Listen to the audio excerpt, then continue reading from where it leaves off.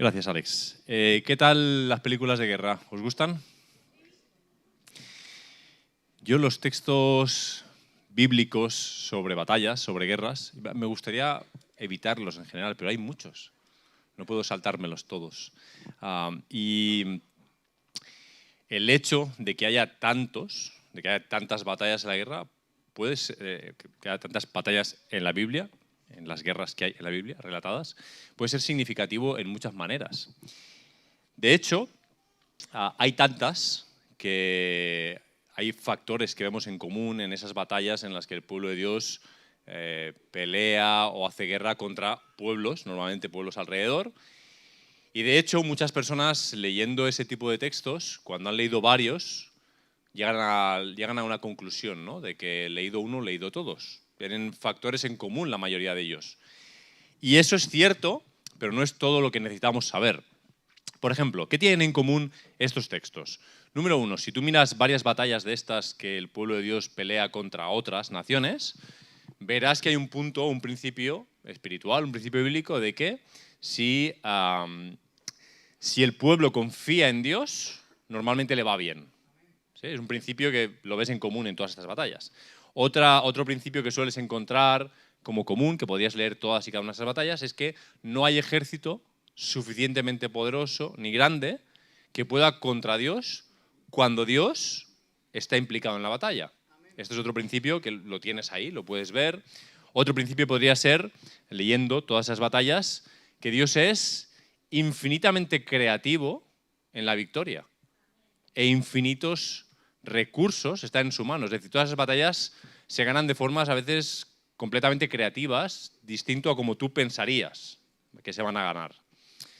Y todas estas ideas, que son comunes a todas las batallas, hacen que mucha gente, cuando se acerca a una lectura de uno de estos textos, crea ya saber lo que necesita saber, ¿no? Aquí vamos a leer una batalla, los detalles de cuántos sean, de cuánto superior sea numéricamente el ejército contrario, o si su posición geográfica es mejor o peor, tal. Al final lo que va a pasar es que Dios va a ganar, ¿no? Es un poquito... Creemos que ahí está el aprendizaje, ¿no? Que tiene que ver una cuestión de confianza. Pero me pregunto yo, ¿para qué iba Dios a dejar en la Biblia el registro de, el siguiente número me lo invento, ¿vale? 25 o 35 o 45 batallas que tienen esos puntos en común, pudiendo dejarnos una o dos? ¿Para qué iba a dejar 35? Dos ideas sobre eso. Número uno, el hecho de que puedas ver batallas que el pueblo de Dios combatió en el siglo XII a.C., en el 9, en el 7, en el 5, en el 3, en diferentes momentos de la relación que ese pueblo tiene con su Dios, es decir, veces que el pueblo está bien con Dios, veces que no, veces que el pueblo está siendo fiel a Dios y veces que está siendo claramente infiel, veces en las que están obedeciendo a las indicaciones que Dios le da y veces en las que están siendo totalmente desobedientes. Y aún así, veas esos patrones de que cuando Dios se implica y cuando se confía en Él, las cosas suceden de una manera concreta, también te está enseñando algo sobre quién es Dios, su fidelidad y su compromiso con su pueblo a pesar de su pueblo. Y una segunda cosa, y todo esto es casi para llegar a este punto. Creo que cada una de esas batallas no solo tiene una enseñanza general que puede ser común con otras, sino que creo que hay aprendizajes muy específicos y muy concretos de cada una de esas batallas. Entonces, llego a la pregunta, ¿qué nos enseña una batalla que sucedió entre Siria, cuando el texto dice Aram, para los que no saben es Siria, es el nombre moderno del país, pero también era el nombre del momento, Aram o Siria? ¿Qué tiene que enseñarnos a nosotros una batalla que sucedió entre Siria e Israel en el año arriba, año abajo, 857 a.C.? ¿Qué tiene que enseñarnos a nosotros? Vamos a poner un plano diseño profesional que hemos hecho para vosotros, en el que, no delatéis a la diseñadora, ya sabéis que es una mujer. ¿Qué tenéis en este plano? Tenéis en línea roja Israel, en línea verde Siria y lo azul es el Jordán, ¿vale? Jordán, esto es Galilea, por aquí es donde andaba Jesús en su tiempo, el Mar Muerto por allá abajo. ¿Sí? ¿Lo tenéis claro? Y un par o tres de datos para que se van a quedar aquí en pantalla para que sea más fácil ubicar toda la historia. El rey de Siria se llama Ben-Hadad II en este momento histórico, porque su padre fue Ben-Hadad también, entonces era el primero, él fue el segundo. El rey de Israel se llama Acab y es muy famoso, estaba casado con Jezabel, hay otras historias sobre él. El texto nos dice que Ben-Hadad fue acompañado de 32 reyes. No imaginéis 32 países, sino más bien como tribus, como vasallos, más bien tipo medieval, de regiones, de zonas, jefes de zonas, ¿vale? 32 reyes. Y esta cifra, que no aparece en el texto, aparece en la segunda mitad del capítulo 20. Yo os lo adelanto, lo podéis leer en casa, porque se nos dice que al año siguiente volvió con un ejército exactamente igual que el del año anterior, y ahí sí se dice el número, así que sabemos que como mínimo eran, 127.000 soldados. Y sí nos dice el texto en esta primera mitad que pues el ejército de Israel eran 7.000. Estos son solo datos. Bueno, luego tenéis también una foto de Samaria, ¿vale? Ahí es Samaria. Luego hablaré un poquito de... Déjame, por favor, el plano. Ben-Hadad II, en el año 857, va a sitiar Samaria, que es la capital de Israel. Es decir, que va a enviar sus tropas, todas hasta la capital de Israel, para sitiar la ciudad.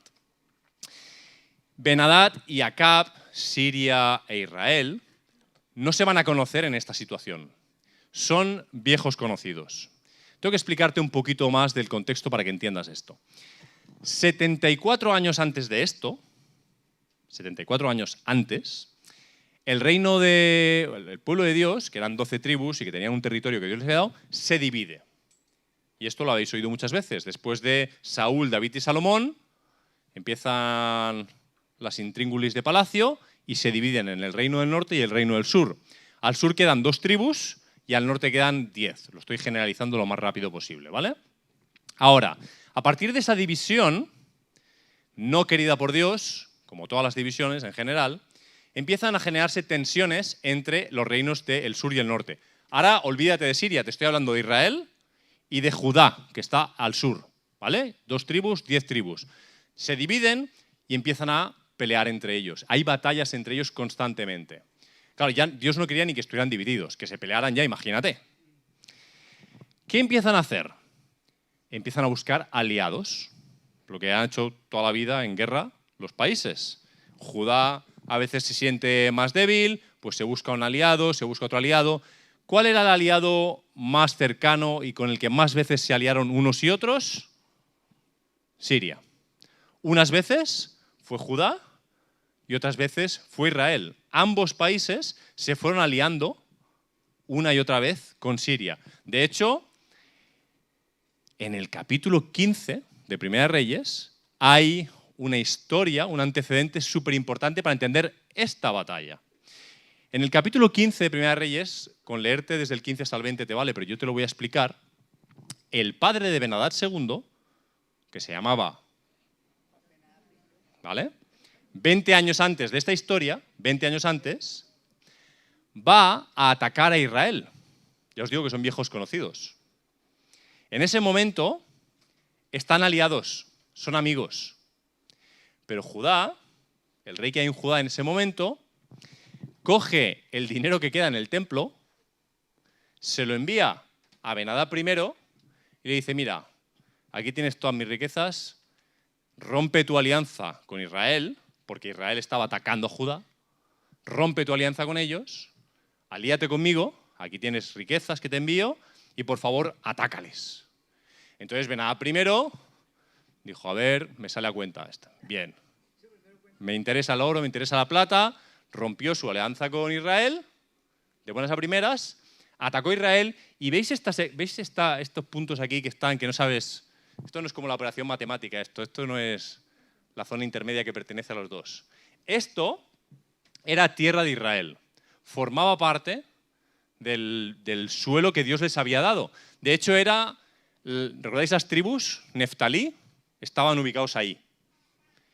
Ben-Hadad I cogió todo este territorio hasta aquí. Ahí lo frenaron. Y desde hacía 20 años hasta el momento de hoy, en esta batalla, todo este territorio que debía ser de Israel le estaba perteneciendo a Siria. Ya habían cambiado de rey, ya no estaba Ben-Hadad I, ahora estaba Ben-Hadad II. Esto había sucedido 4 reyes antes de acá, porque aquí los reyes era como, ¿sabes? Te corto la cabeza a otro, te corto la cabeza a otro. Esto ya ha pasado 20 años antes. Lo que significa que ya Israel y Siria no solo tenían un conflicto de larga duración, sino que ya había ya estaba, el tablero de ajedrez no estaba por empezar, estaba empezado y la tensión estaba marcada. E Israel no había sido capaz de recuperar este territorio. Así que estaban relativamente sometidos. Cuando alguien llega, le pega una patada a la puerta de tu casa, entra a tu casa y te dice, me gusta tu comedor, me lo quedo. A partir de ahora puedes estar en tu habitación, en tu cocina o en tu lavabo, pero no puedes entrar. Me gusta tu sofá, tu tele, me voy a quedar en él y cada vez que quieras pasar al lavabo me vas a pagar tributo. ¿Te imaginas la situación? Así es como está viviendo Israel. La tierra que Dios le ha prometido hasta cierto punto. Sin levantar mucho la voz, no sea que los sirios se pongan pesados y vengan con más tropas. Esto es exactamente lo que va a pasar en el año 857, cuando Ben-Hadad II, hijo de Ben-Hadad I, decide enviar todas sus tropas a Samaria. ¿Sabéis quién fundó Samaria? Samaria no estuvo siempre ahí. De hecho, no era la capital de Israel. Llegó a ser la capital de Israel. La capital de Israel era otra ciudad que estaba más al norte, con reyes anteriores. Cuando vieron que los sirios presionaban y presionaban, por miedo a que tomaran la capital, el padre de Acab, un señor que se llama Omri, compró una colina donde está Samaria, fortificó una ciudad, la creó de cero, sobre plano. Esto se va a llamar Samaria. Y la convirtió en la capital. Eso había pasado solo 10 o 15 años antes. O sea, Acab está de rey en la ciudad que su padre ha levantado de cero. Y ahora vienen los sirios y la rodean. Y bueno, como en las películas, ¿sabéis lo que son las batallas de gallos? Las batallas de gallos, ¿sabéis lo que son, no? Raperos que se dicen cosas así bonitas a la cara, uno al otro. Bueno, pues a esto jugaban los reyes antiguos también. Las batallas de gallos no son nuevas. Los reyes llegaban ahí hasta la muralla y le decían a un mensajero, entra y dile... Y entraba el mensajero y decía, bueno, sin rapear, ¿no? Pero decía, tu oro es mío, tus mujeres son mías, tus hijos son míos, así como hacen los raperos. Entonces el otro rey replicaba.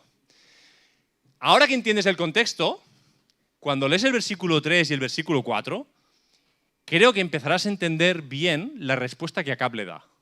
O sea, que Ben-Hadad llega hasta la puerta de su casa, la rodea, le envía un mensajero y le dice, tu oro es mío, tus mujeres son míos y tus hijos guapos. Le dice, tus hijos guapos son míos, lo feo para ti. Le dice eso, ¿eh?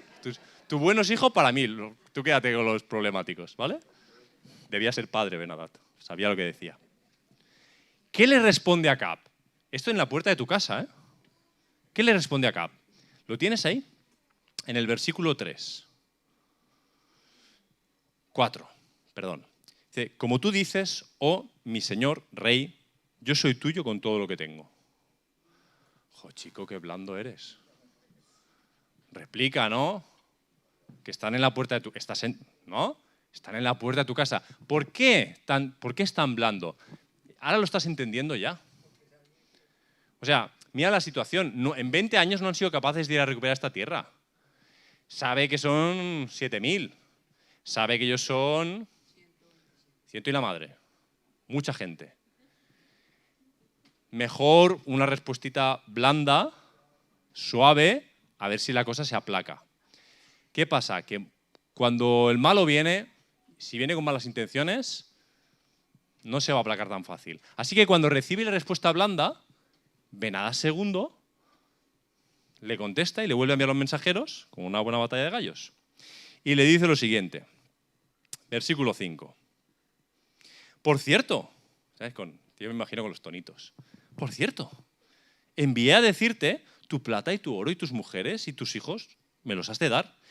Porque si no, mañana a esta hora te enviaré a mis siervos, los cuales registrarán tu casa y las casas de tus siervos, y tomarán y se llevarán cuanto haya de agradable a sus ojos. Es decir, te están pisando el cuello un poquito, ¿sabes? Y dices, te voy a pisar la cabeza ya, directamente. Como no replicas, como no haces nada en contra, voy a por ti. Esta es la situación que tenéis aquí. Un poco esperanzadora, la verdad. Ben-Hadad claramente está queriendo someter a Israel. Está queriendo ya, o sea, son tus mujeres, son mías, tu oro es mío, tus hijos son míos, significa yo soy señor de lo tuyo. Podríamos traducirlo de esta manera, Ben-Hadad quiere ser el señor de Israel, no solo de Siria. Lo que pasa es que Israel ya tiene señor, que por cierto no es Acab. De hecho, Acab es un muy mal representante del señor de Israel. Pero Israel ya tiene señor. Antes de seguir con la historia, igual ya estás empezando a preguntarte ¿para dónde quiero ir con esta película militar? ¿De qué puede estar hablándonos Dios a nosotros en esta batalla en particular? Ya te he dicho que hay muchas, pero en esta, ¿qué querrá Dios enseñarnos? ¿Qué querrá Dios recordarnos? ¿Qué enemigos de largo recorrido tienes tú? ¿Quiénes son tus enemigos conocidos? Los que ya tu padre ya combatió, o tu abuelo, o al menos tú llevas 10 o 20 años ya, que los ves venir por ahí y les ves la cara y los conoces. Son enemigos familiares. ¿Quiénes son los enemigos que te tienen medio sometido? Parece que tienes señor, pero en verdad no haces lo que quieres en tu casa, ni en tu comedor. Tienes que pedir permiso para cambiar de canal. El que manda es otro. En teoría tienes un señor. ¿A qué enemigo tememos de tal manera que creemos que es mejor dar una respuesta blanda, no vaya a airarse más, no vaya a generarme más problemas? ¿Qué enemigos tienes tú así? Te voy a poner algunos ejemplos. Yo le daba vueltas, ¿no? Pensaba, bueno, ¿qué podría ser? Opciones, alternativas, para ayudarte a pensar. Quizá un enemigo que conoces hace años puede ser una falla en tu carácter, algo que a pesar de que hace años que ya conociste al Señor, ni él ni tú habéis doblegado. Algo en tu carácter que sabes que no pertenece a la vida a la que has sido llamado, pero ahí está. Han pasado 2 y 5 y 10 y 20 años y tu carácter no está sometido por Jesús. No está bajo la dirección de Jesús. Podría ser una opción. Quizá incluso te ha doblegado tanto tiempo que ya incluso ha cambiado tu teología. Uno tiene su teología, Dios hace esto y entonces lo ves que lo hace, pero si no lo hace y no lo hace nunca, a veces llega a cambiar tu forma de pensar, tu doctrina, tu teología. Puede ser que hayas llegado a la conclusión de que como, pues si yo no cambio, es que Dios no es capaz de cambiar a las personas. Entonces ya empiezas a dudar de quién es Él. O Dios aquí parece que tenía poder, pero parece que en el 2023 no es capaz ni de doblegar el carácter de una persona. Un ejército, sí, pero mi mal humor, nada, no lo cambia ni Dios. Llegas a cambiar tu forma de pensar sobre ello. Es imposible cambiar. Quizá no sea algo de tu carácter, sino directamente un área de tu vida. Podría ser, yo qué sé, tu matrimonio. A lo mejor tú crees en el Señor Jesús como tu Salvador, pero en tu matrimonio que no entre. O en tu bolsillo. El dinero, cosa mía. O el tiempo, o los recursos, o tus deseos, o puede ser un área de tu vida. Oye, mira, Señor, te doy todo esto. Esto para mí. Aquí no entres. Pero llevas luchando. ¿Sabes? El Señor no te deja tranquilo. Está ahí diciéndote, pero ¿aquí quién es Señor? ¿Tú o yo? Y estás ahí, ¿no? Es como una lucha, como una batalla. Y es una batalla que ya, es lo que te digo, es como cuando hueles un plato de tu madre, que sabes lo que es. Puedes estar a 3 habitaciones de distancia, hueles ahí, subes por la escalera y dices, esta es la bechamel de mi madre. Esta yo la he olido muchas veces. O, ¿por qué no? Pueden ser tentaciones conocidas, tentaciones que llevas años y años y años sorteando alguna vez con suerte, pero la mayoría de veces pues acaban convirtiéndose en pecado. Y ya las conoces, las tienes muy vistas. De hecho, cuando las ves venir por el camino, es como que tu cabeza ya recreas toda la historia, todo lo que va a pasar. Porque ha pasado tantas veces que ya sabes. Entonces ya bajas los brazos, te rindes, no luchas, o luchas de una manera irreal. Todo te informa de cómo debes vivir. Derrotas pasadas, heridas pasadas, temores vivos. Bueno, volvamos al texto, si os parece. Normalmente hacemos un sobreénfasis actualmente cuando leemos los textos bíblicos en la aplicación personal. Pero casi todo el texto habla en primera persona del plural. Es decir, se habla de un pueblo, se habla de la suerte de un pueblo, del destino de un pueblo. Claro, el destino de un pueblo es el destino de la persona que está en el pueblo, pero es un destino común. Creo que muchas veces deberíamos también acercarnos a estos textos no de una forma tan individualista, sino más comunitaria. Yo pensaba, bueno, quizá es un mensaje interesante para la Iglesia, no solo para las personas de la Iglesia. Es un mensaje en el que podemos pensar, bueno, ¿qué antecedentes, como ellos, que tienen antecedentes, qué antecedentes tenemos nosotros como Iglesia o como pueblo de Dios que nos pesan como una losa que ya llegamos a creer que jamás nos libraremos de esa losa? ¿Qué historias, qué errores, qué pecados, qué rupturas nos asedian y están en nuestra memoria colectiva? Esto es lo que pasa en esta iglesia, pasa de generación en generación y la siguiente generación vuelve a pasar lo mismo. O que nos informan, o más bien habría que pensar que nos engañan, porque no están diciéndonos la verdad. Y nos dicen, pues eso, que esta es una batalla imposible de ganar. Que mejor, si nos dicen, tu oro es mío, pues yo, sí, señor, aquí tiene mi oro, suyo. ¿De qué está hablándonos esta historia?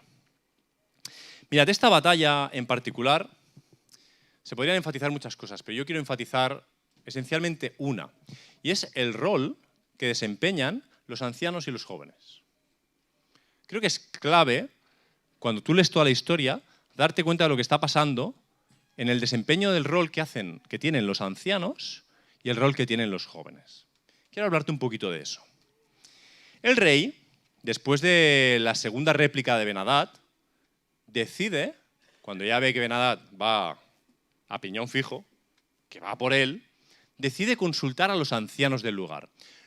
Pensad que los ancianos del lugar probablemente no estaban esparcidos por todo el territorio. Cuando había una guerra, normalmente la gente se concentraba en las ciudades amuralladas.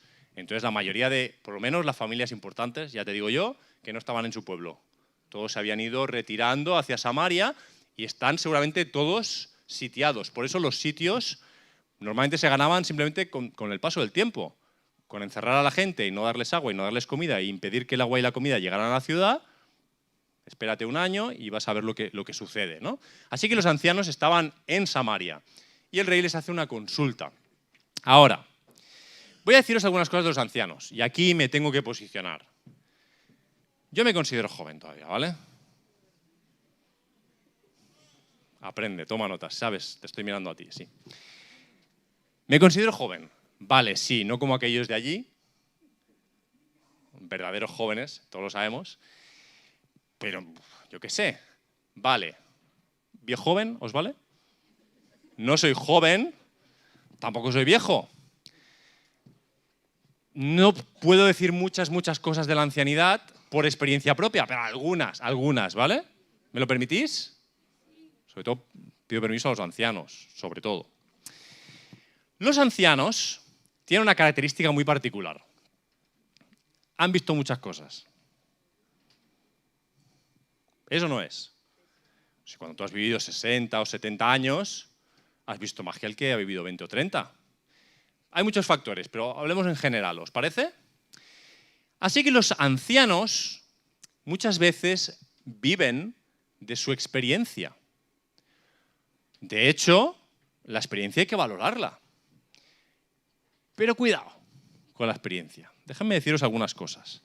Esta es una tentación que los jóvenes no tienen, es solo una tentación para los ancianos.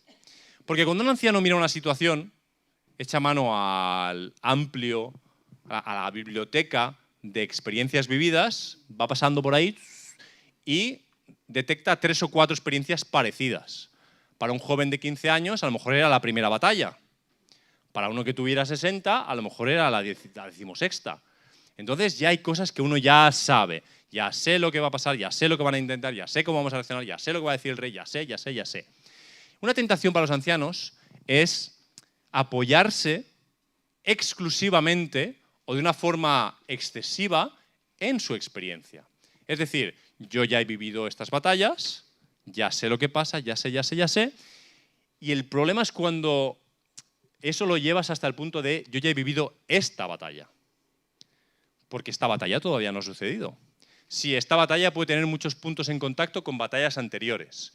Y tú puedes tener una experiencia que te informe de cosas que yo todavía no sé.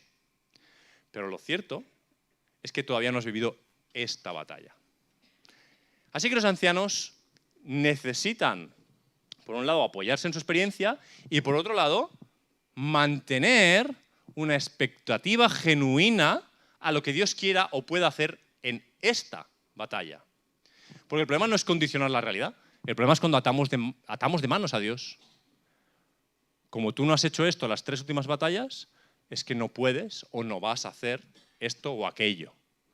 Y atamos de manos a Dios. Los ancianos tienen sus propias luchas cuando se enfrentan a una lucha.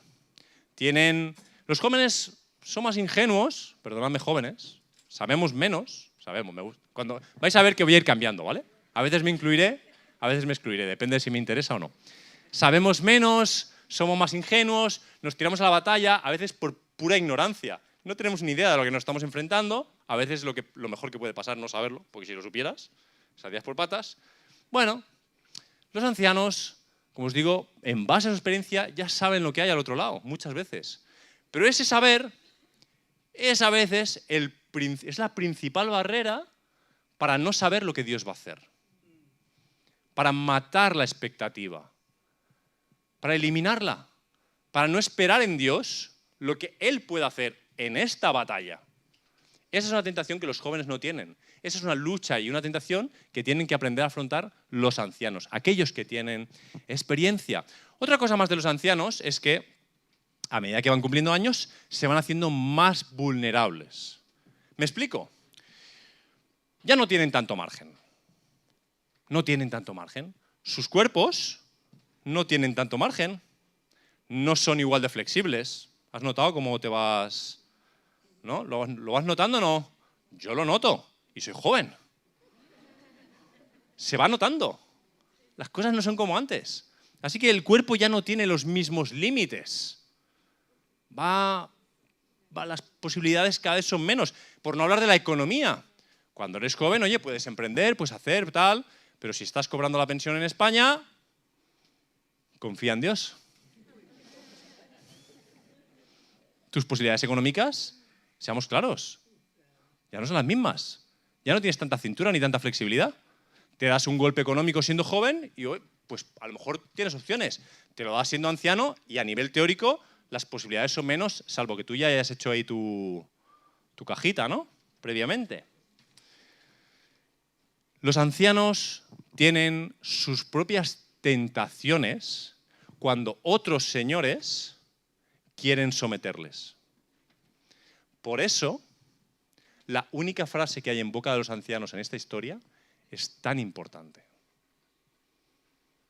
Es tan importante. Porque cuando el rey va a consultar a los ancianos, lo que el sentido común haría responder a los ancianos vendría a ser, oye, tú no le provoques más. Acab, no provoques más. No presiones más. A ver si conseguimos el equilibrio que hemos conseguido mantener estos últimos 20 años, a ver si conseguimos seguir manteniéndolo. Los ancianos tienen una filosofía de vida en general más de tócame las cosas lo menos posibles. Yo ya me las manejo así. ¿O no es así? Las casas de los ancianos ya suelen estar estructuradas de una manera muy concreta. Saben dónde está todo, no quiere que nada se cambie de sitio. Es una cuestión de habituación.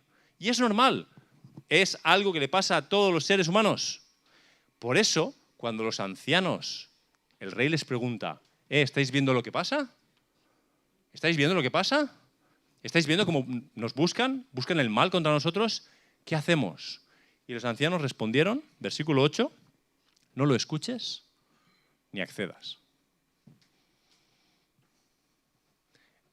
No lo escuches ni accedas.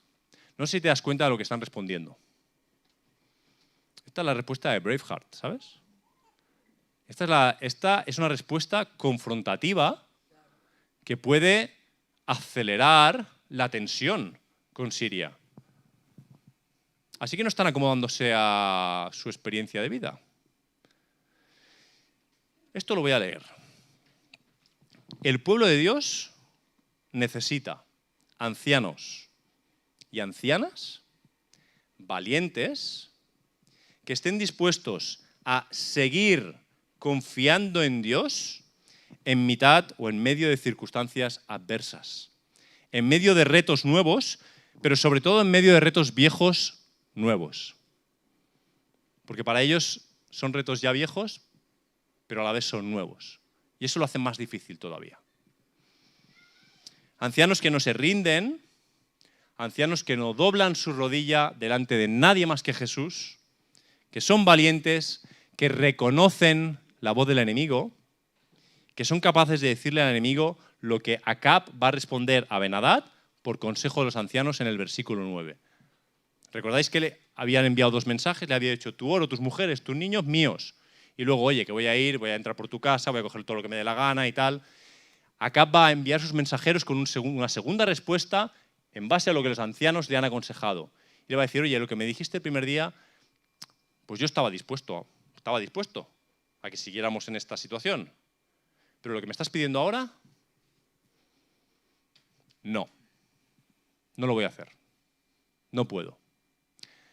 Los ancianos guiaron al rey y al pueblo a poner límites a la situación. Son los que pusieron en orden la situación.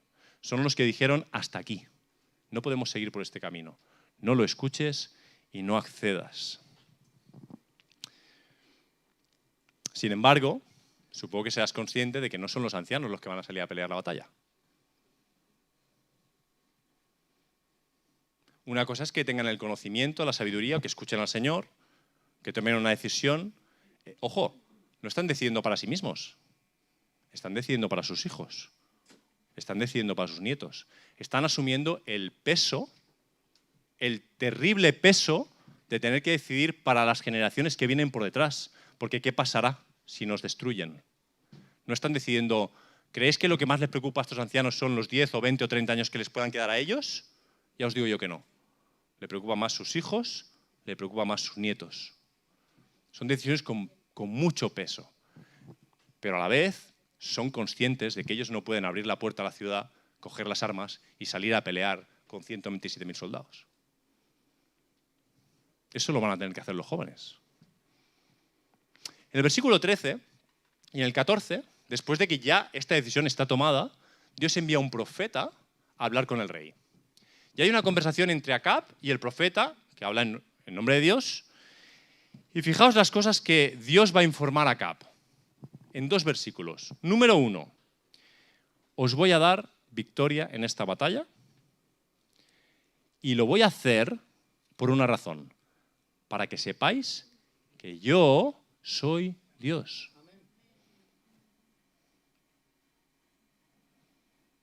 En una sola información te está diciendo, va a haber batalla, va a haber guerra, vais a ganarla, pero Dios, pero que mira, somos 7.000, la vais a ganar.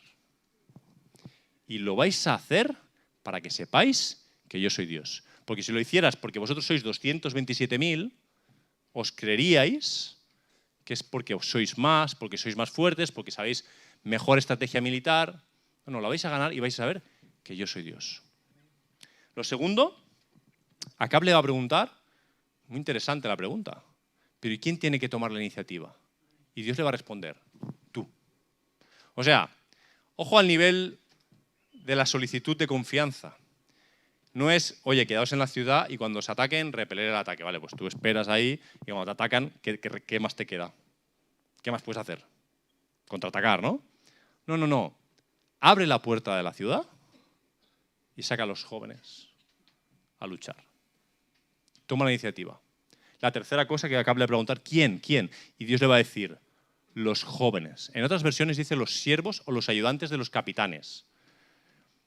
Evidentemente, si tu rango es ser el ayudante del capitán, lo normal es que todavía seas un poco joven. ¿Eres soldado raso o qué más? ¿Qué tocaría? ¿Qué más hay? Yo que no hice la mili ni siquiera. ¿Qué más hay después de soldado raso? Un cabo, un cadete. Los jóvenes. Capitán yo creo que ya tiene bigote, ¿eh? Por lo menos. Capitán. Los capitanes de las películas tienen bigote ya. Son los jóvenes. Ahora, ¿quién ha decidido que los jóvenes salgan a luchar? ¿No lo han decidido ellos?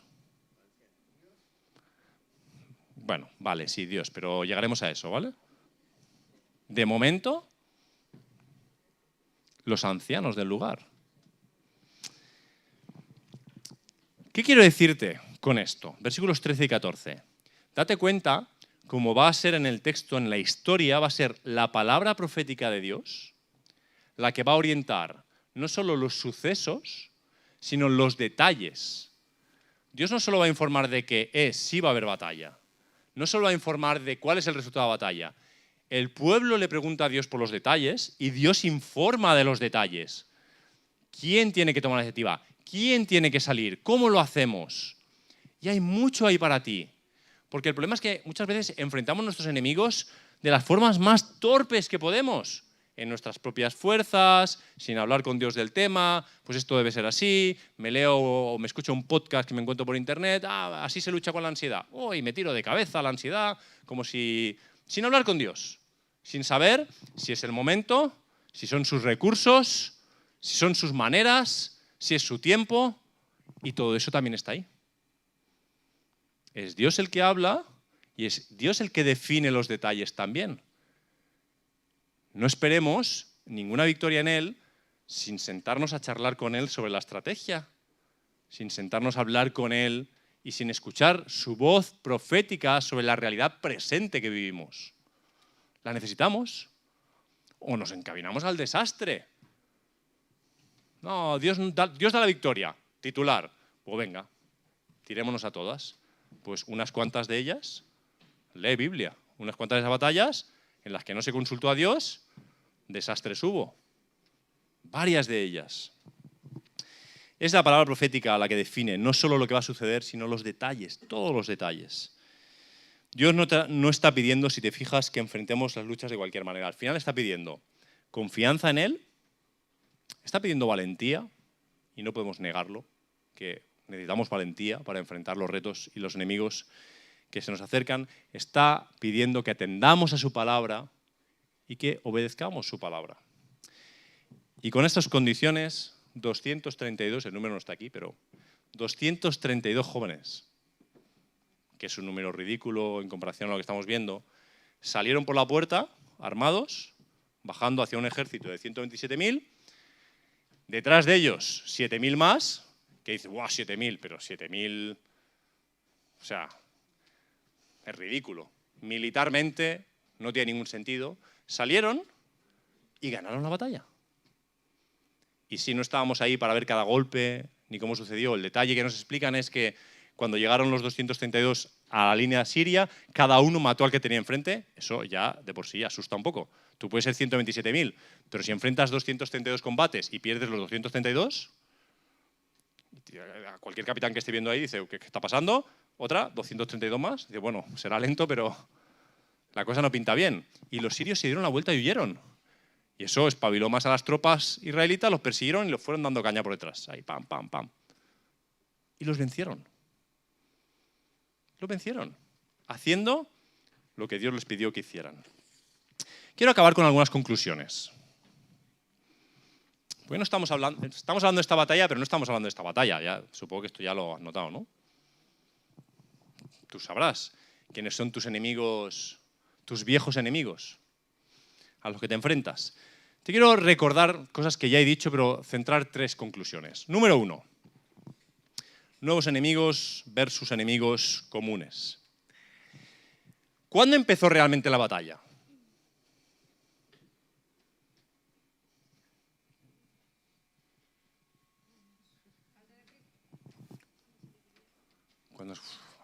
Igual he sido muy ambiguo la pregunta.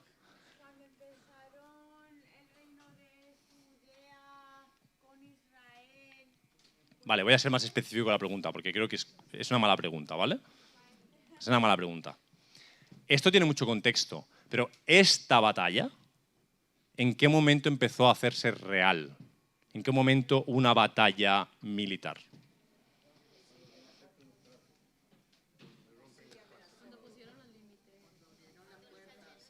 No. ¿Qué es una batalla? Militar, ¿qué es una batalla? ¿No? O sea, vale, lo voy a explicar de otra manera. Déjame, lo explico de otra manera. Lo explico de una manera. Es error mío, lo confieso. Es error mío. ¿Habéis visto a dos adolescentes pelearse? A veces vienen aquí a la explanada de varios institutos. Se vienen a la explanada aquí a las 2 de la tarde.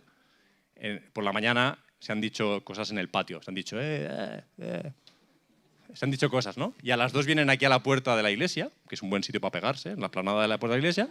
Quedan aquí y empiezan. Ves que se aburrullan muchos de ellos y... Yo de niño me peleé así de veces así. Mientras haces así te vas alejando, nadie da un golpe, cada uno se va para su casa, que mi madre ha hecho macarrones. Fin. Eso no es una pelea. No ha habido ni un golpe. Ha habido tensión, ha habido malas palabras, pero no ha habido ninguna agresión física. El día que abrieron la puerta de Samaria, empezó la batalla de verdad. Ese día empezaron las heridas de guerra y los muertos. La batalla real empezó ahí.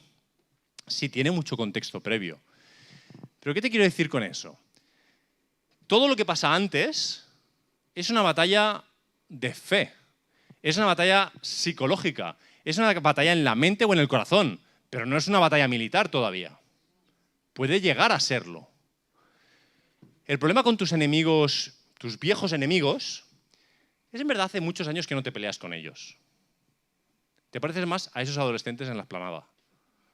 Se acerca por ahí lo que temes, que sabes que te ha tumbado muchas veces y empiezas con tus justificaciones, tus argumentos, tal, y la mitad de las veces no pasa nada.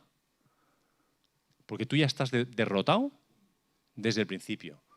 El temor que le tienes a aquello que te ha vencido tantas veces, tus angustias, tus debilidades, no llega a haber ninguna pelea. Tú estás derrotado de principio. Vamos a tirar del típico símil futbolístico. Tú sales al campo ahí a empatar el partido y casi matemáticamente lo vas a perder. Porque el problema está en tu actitud desde el principio. Y cuando tú intentas enfrentarte a los enemigos que se te plantean en la vida, sin Dios, sin confianza en Dios, sin palabra profética, ¿qué esperas? Es normal que estés derrotado de salida. Y lo que pasa con tus viejos enemigos es que en cuanto les ves la cara, tienes tanta historia con ellos que ya no hay ningún combate real. Simplemente hay como revivir las derrotas que ya has tenido, las heridas que ya te han hecho, y ya está. Y simplemente te dejas llevar. Un poquito lo que hizo Acab. Dejarse llevar hasta que los ancianos le espabilaron. Le dijeron, no lo escuches. Tú escuchas a tus enemigos. Ese es el problema, que les damos voz. Temores vivos, heridas abiertas, derrotas pasadas. Segunda cosa. Cada batalla es nueva, por muy vieja que sea. Si cuando tienes que enfrentarte a algo en la vida, lo que vas a hacer es tirar de archivo, no te va a ir bien. La experiencia es un grado. La experiencia te puede aportar cosas. Pero la experiencia debería llevarte a Dios de otra manera. No desde la ingenuidad, a lo mejor de la juventud, de cualquier pregunta que se te ocurra. ¿Qué hago? Voy para allá, tal, sin saber. La experiencia de la vida y tu archivo de situaciones vividas deberían llevarte a Dios diciéndole, bueno, Señor, ¿qué es lo que quieres esta vez? ¿Esto va a ser como aquella vez o como aquella otra? ¿Quieres que haga lo mismo que hice aquella vez o esperas otra cosa de mí? El problema es cuando la experiencia se impone por encima de las expectativas en Dios. Como si Dios lo único que quisiera hacer con tu vida es darte situaciones para que tú tengas un archivo y luego que funciones con tu archivo. No va así la cosa. El día que dejamos de esperar en Dios, ya está. Da igual la edad que tengamos. Y esta segunda cosa os la digo a los más veteranos, que sois los que tenéis más archivo. Cuanto más archivo tiene uno, más riesgos tiene, más posibilidades tiene de confiar en el archivo antes que descansar en Dios. Y es algo que los mayores tenéis que plantearos. Cuando enfrentéis situaciones, ¿estoy enfrentando esto como Dios quiere que lo enfrente hoy? ¿O simplemente estoy repitiendo los patrones que me han servido hasta aquí, esperando que misma acción, mismo resultado? Hay que asumir el reto. Hay que confiar de nuevo. La batalla la luchaste hace 10 años, confiaste, la batalla vuelve a presentarse hoy, esta o una parecida, hay que confiar de nuevo. Tercera cosa, hay mucho aprendizaje intergeneracional en esta historia, en esta batalla. Y yo quiero acabar ahí. Y os voy a proponer oración. Oraciones concretas que creo que emanan de este texto de una forma muy clara. Porque en el texto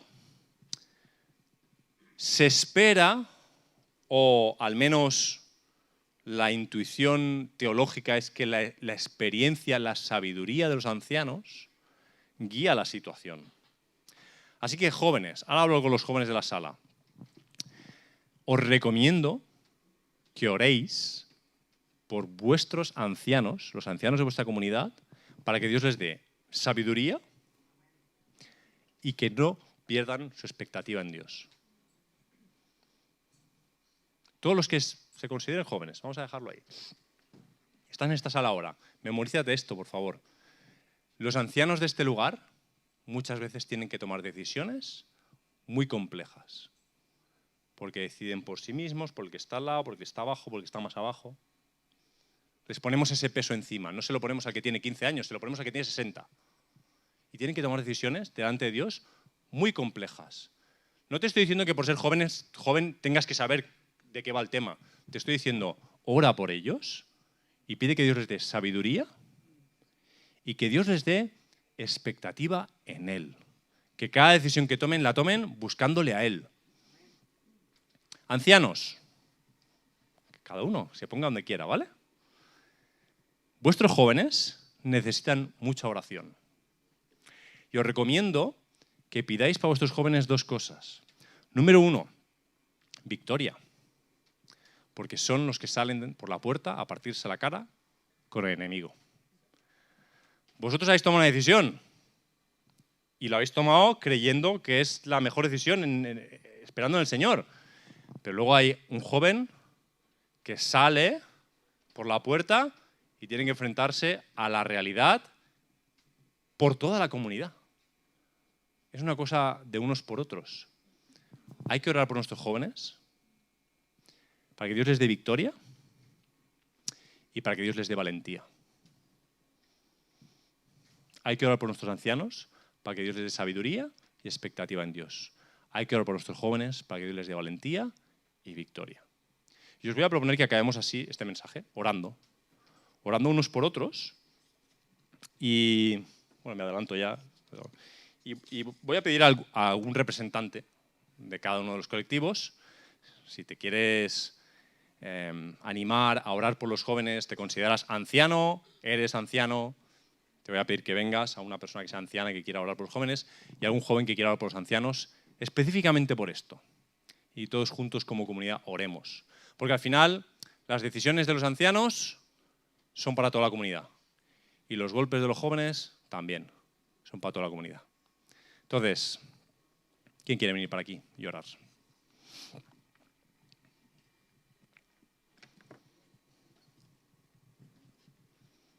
¿Un joven, un anciano?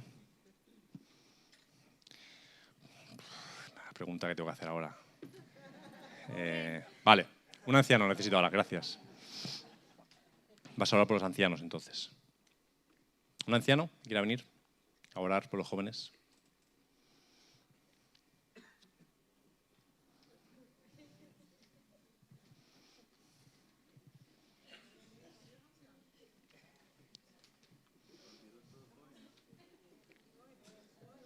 No tengo prisa, ni tengo prisa ni el silencio me asusta. Gracias.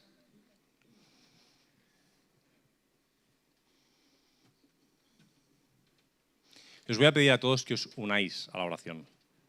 Específicamente, si eres joven, te pido que te impliques en orar por los ancianos. Y si eres anciano, te pido que te impliques en orar por los jóvenes. ¿Sí?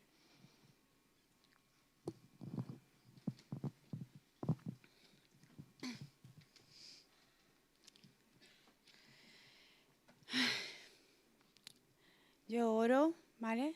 En el día de hoy para que los ancianos tengan mayor sabiduría, ¿vale? Gracias, Padre, por darles entendimiento